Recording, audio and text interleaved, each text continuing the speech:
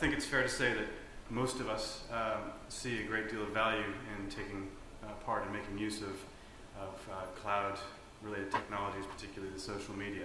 I don't think that many of us would argue that we get more out of the social media, enough out of the social media that we participate in to warrant a sacrifice in our privacy. Obviously, most of us make that decision because we click I accept when we sign up to those services and sign away some of our privacy. But one of the misconceptions I think that's worth bringing up, and this was actually I was made aware of this, something I hadn't really considered as a result of polling the Open Source Society membership when I was preparing for this. Someone indicated that a lot of us will be using the cloud whether we know it or not.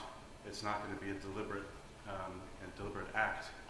So if any of the government services or service providers that we use, things like those government services and service providers could elect to use cloud-based technologies to store our data in some ways, in some cases unbeknownst to us.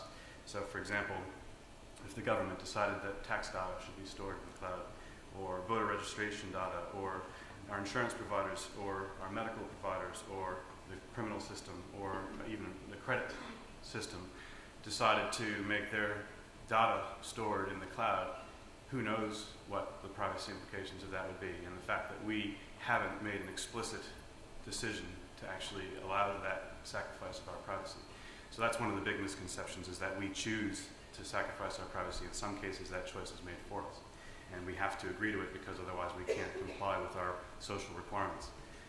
I also wanted to say that probably the biggest misconception that I see about the cloud is that some corporate cloud providers are trustworthy.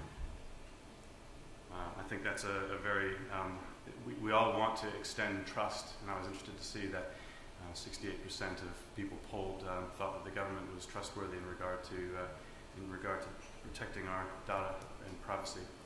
I think the issue that we have to consider is the incentives that are on particularly corporate cloud providers, and the majority of the cloud services that we use nowadays are provided by corporations and typically not in New Zealand. The majority of them are, of course, in the US.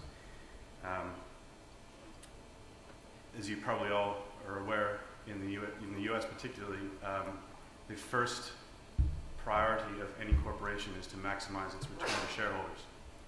And that says nothing at all about its customers or its users. It's a fundamental incentive on every corporation. In fact, the directors of any corporation can be held liable if they don't do this, is to ensure that they do everything they can to maximize that profit. And if that includes things that might be unethical but maybe not legal, or illegal I should say, because we already know that the legislation is decades behind the technology. If cloud providers do something to maximize their profit, which might be unethical or illegal, they may not be taken to account for that or held to account for that. And it's particularly the case in the US. The other thing is that even if a corporation does show good faith, I can think of at least one cloud provider who talks about doing no evil. What happens when someone else buys that organization, or when they come onto hard times and they need to do a fire sale and make sure that they're still returning a profit to their shareholders? What happens to their ethics then? And also with changes in government, and I'm thinking particularly about the U.S., and I say this with a great deal of sadness. Things that might have been palatable for a corporation to do in the past, in terms of the way that they use data, can quickly turn septic, as we're seeing in the US with the toxic progression from liberty to, in my opinion, fascism in the US. So there's the sacrifice of personal liberties happening at every turn in the name of the war on terror. So I can just say that I'm very thankful that I'm in New Zealand now, I'm not living in the US.